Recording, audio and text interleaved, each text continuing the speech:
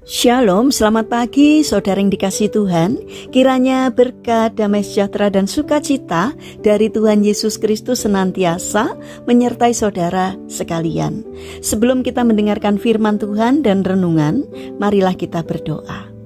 Tuhan Allah Bapa yang baik, kami sungguh bersyukur atas kebaikan dan kemurahan-Mu, karena Engkau Tuhan yang selalu melindungi dan memberikan pertolongan dalam kehidupan kami. Jika saat ini kami akan mendengarkan firman-Mu, kami memohon Tuhan mengurapi kami dengan Roh Kudus-Mu, agar kami dapat mengerti dan memahami apa yang Tuhan sampaikan kepada kami. Dan biarlah firman-Mu selalu membimbing kami di dalam kami menjalani kehidupan ini. Terima kasih Tuhan. Di dalam nama Tuhan Yesus Kristus kami berdoa dan memohon. Amin. Saudara yang dikasihi Tuhan, bacaan firman Tuhan saat ini diambil dari TB2 dari surat 2 Korintus pasal 12 ayat yang ke-9. Demikianlah sabda Tuhan. Namun jawab Tuhan kepadaku, cukuplah anugerahku bagimu, sebab justru dalam kelemahanlah kuasaku menjadi sempurna. Sebab itu aku terlebih suka bermegah atas kelemahanku, supaya kuasa Kristus turun menaungi aku. Tema renungan saat ini adalah mengubah kelemahan menjadi kekuatan. Saudara yang dikasihi Tuhan, seorang ilmuwan agrikultur mengatakan 99% kegagalan berasal dari orang-orang yang mencari-cari alasan. Ya, kebiasaan mencari-cari alasan, melempar tanggung jawab, dan berpikir negatif tidak akan membuat kita meraih sukses dan menikmati hasilnya. Hal itu sepertinya dapat menghindarkan kita dari tanggung jawab, namun itu sama sekali tidak dapat membuat kita menghindar dari apa yang seharusnya kita pertanggungjawabkan. Itu tidak dapat membuat kita maju. Kebiasaan buruk seperti itu harus kita hilangkan dan buang jauh-jauh dari pikiran kita. Hal itu tidak akan dapat menutupi kelemahan kita, tetapi itu justru akan menunjukkan kelemahan dan rendahnya kualitas mental kita.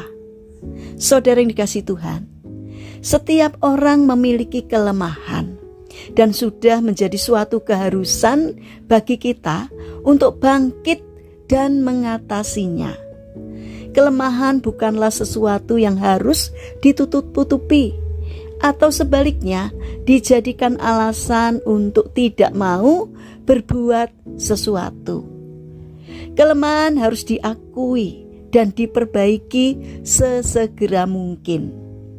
Kita tidak perlu terus-menerus meratapi dan menyesalinya.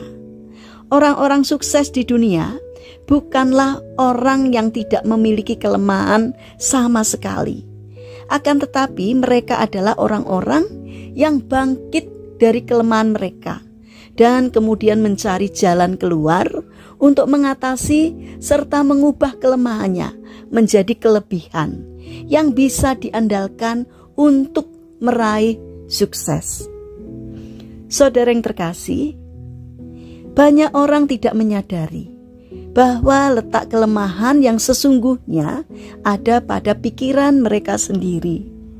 Asalkan mereka mau menggali penyebabnya dan mengubah pikiran mereka, maka kelemahan itu tidak lagi menjadi sesuatu yang berarti.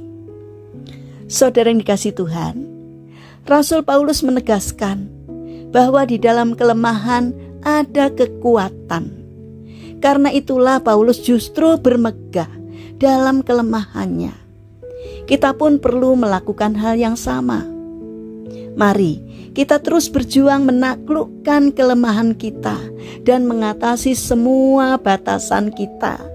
Asalkan kita mau berusaha dan menyerahkan diri kepada Tuhan, maka kelemahan itu akan Tuhan ubahkan menjadi kekuatan yang luar biasa. Saudara yang terkasih, mari kita bangun karakter optimis untuk menjadikan kelemahan kita menjadi kekuatan. tentu dengan berserah kepada Tuhan yang sanggup mengubah kelemahan menjadi kekuatan. Mari kita berdoa. Tuhan Yesus yang baik, kami menyadari ada banyak kelemahan dalam diri kami.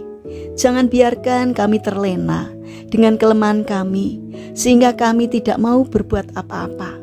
Tapi yakinkanlah kami bahwa di balik kelemahan kami ada kekuatan-Mu yang luar biasa, asalkan kami mau berusaha dan berjalan bersama dengan Tuhan.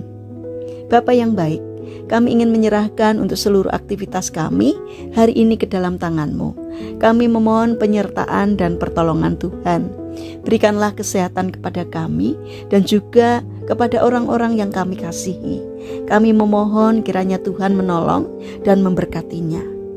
Kami juga berdoa untuk saudara-saudara kami yang mengalami lemah fisik atau sakit.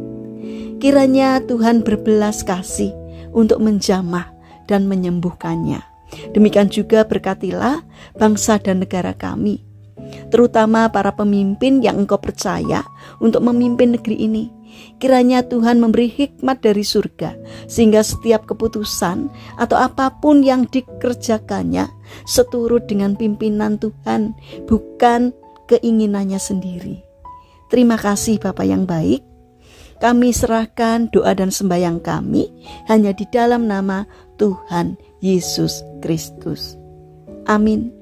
Puji Tuhan, saudara yang terkasih, kiranya firman Tuhan hari ini dapat menjadi berkat bagi kita semua. Haleluya.